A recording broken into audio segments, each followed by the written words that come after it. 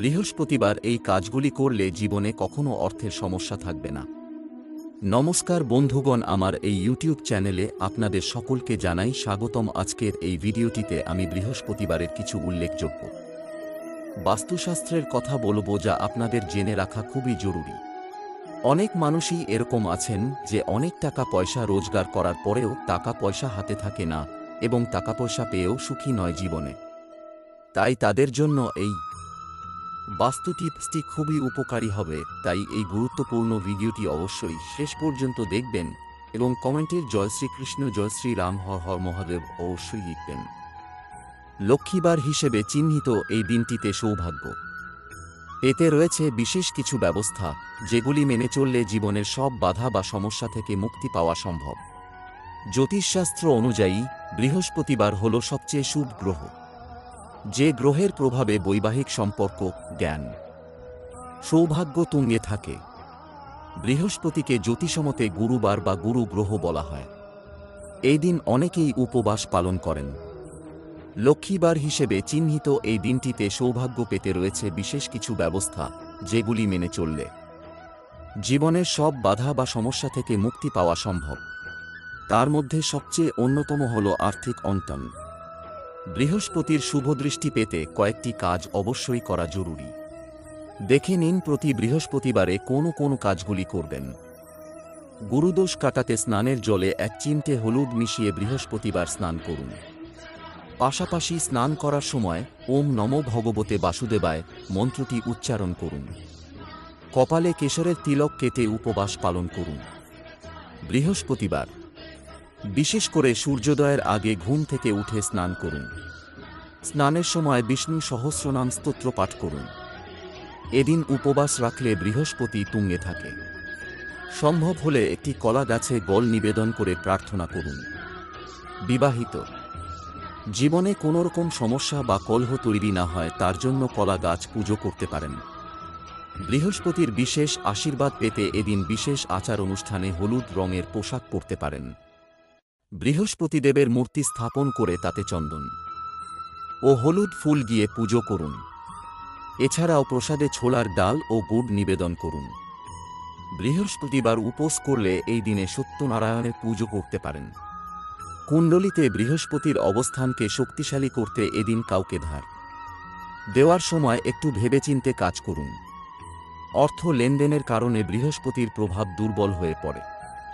ভাগ্য বৃহস্পতি তুঙ্গে রাখতে এই কাজ ধীরে ধীরে বন্ধ করুন।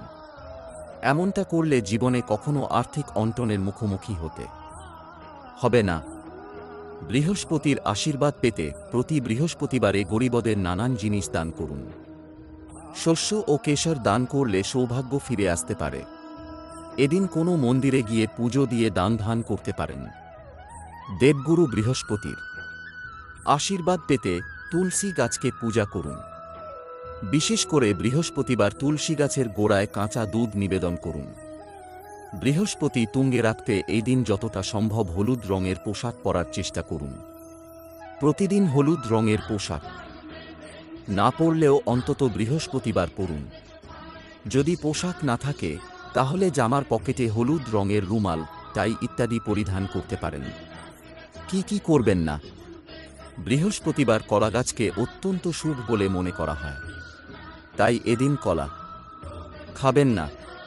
প্রসাদে যদি কলা থাকে তাহলে তা তুলে রেখে পরের দিন খেতে পারেন। বৃহস্পতি গ্রহের শুভ প্রভাব পেতে বৃহস্পতিবার ঘরের ঝুল ও নোংরা পরিষ্কার করা উচিত নয় বা ঘর ধোয়া উচিত নয়। বাড়ির আবর্জনা বিক্রিও এদিন এড়িয়ে চলা উচিত। বৃহস্পতিবার সাবান, শ্যাম্পু ইত্যাদি ব্যবহার করা উচিত নয়। এই দিন মহিলারা নখ কাটা, স্নানের সময় মাথা ধোয়া থেকে এড়িয়ে চলুন। পুরুষরা দাড়ি, চুল বা নখ কাটা ইত্যাদি উচিত নয়।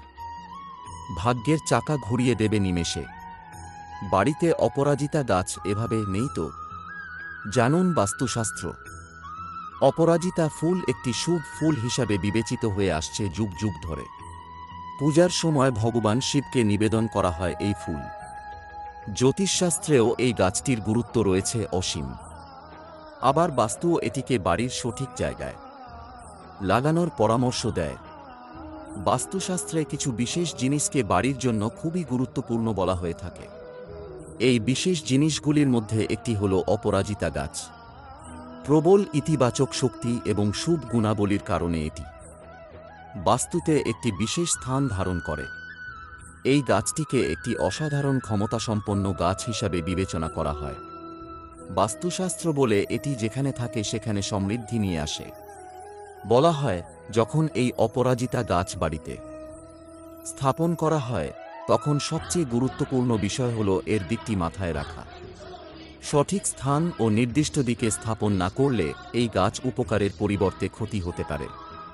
এর ফলে জীবনে তুমুল নেতিবাচক প্রভাবও পড়তে পারে।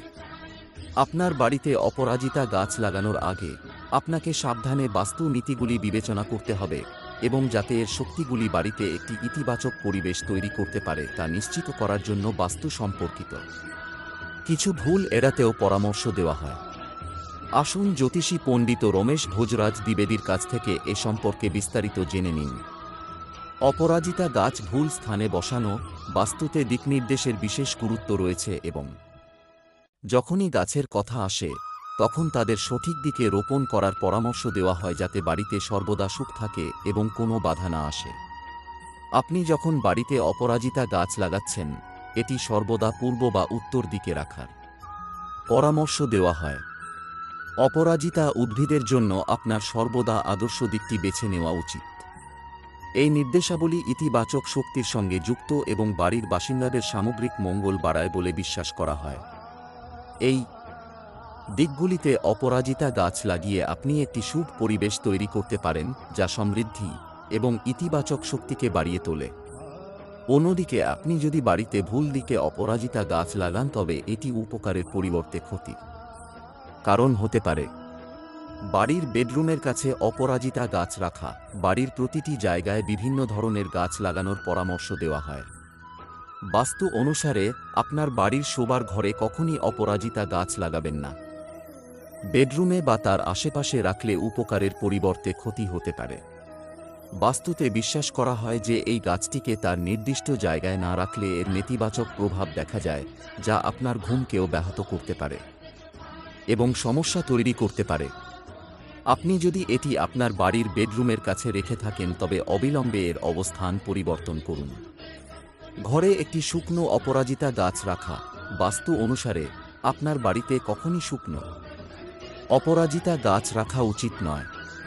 এমনটা বিশ্বাস করা হয় যে ঘরে শুকনো গাছ রাখলে অনেক ধরনের ক্ষতি হতে পারে। শুকনো অপরাজিতা গাছ ঘরের আর্থিক ভারসাম্য নষ্ট করে দিতে পারে। একটি শুকনো অপরাজিতা গাছ ইতিবাচক শক্তির জন্য উপযোগী নয়। আপনার বাড়ির গাছপালাগুলির নিয়মিত যত্ন নেওয়া উচিত এবং যদি কোনো কারণে এই গাছটি শুকিয়ে যায় তবে তা অবিলম্বে অপসারণ করা উচিত। রাতে অপরাজিতা গাছ ভুলেও স্পর্শ করা উচিত নয়। এটি বিশ্বাস করা হয় যে রাতে কোনো গাছকে স্পর্শ করা উচিত নয়। বিশেষ করে অপরাজিতা গাছ এমন একটি উদ্ভিদ যেটির পূজা করা হয় এবং আপনি যদি এই গাছটিকে রাতে স্পর্শ করেন তাহলে আপনার ক্ষতি হতে পারে।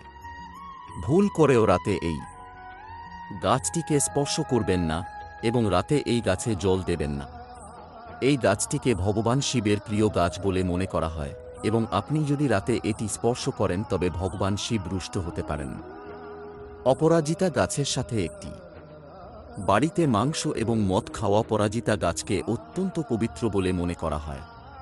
আপনি যদি এই গাছ বাড়িতে লাগান এবং মাংস এবং মদ খান তবে এটি আপনার অনেক ক্ষতি করতে পারে। এটি বিশ্বাস করা হয় যে আপনি যদি এটিকে এমন বাড়িতে রাখেন যেখানে নিয়মিত মদমাংস খাওয়া হয় তবে এটি এই গাছটিকে অপমান করার মতো এবং এটি আপনার জীবনে নেতিবাচক প্রভাব ফেলতে পারে। বাথরুমের কাছে অপরাজিতা গাছ লাগানো। বাস্তুতে বাথরুমকে শক্তি নিষ্কাশনের স্থান হিসাবে বিবেচনা করা হয়, তাই এসব এলাকা থেকে অপরাজিতা সহ বিশেষ শুভশক্তিসম্পন্ন গাছপালা দূরে রাখা জরুরি। বাথরুমে বা কাছাকাছি গাছপালা রাখলে আপনার বাড়িতে ইতিবাচক শক্তির প্রবাহ ব্যাহত হতে পারে।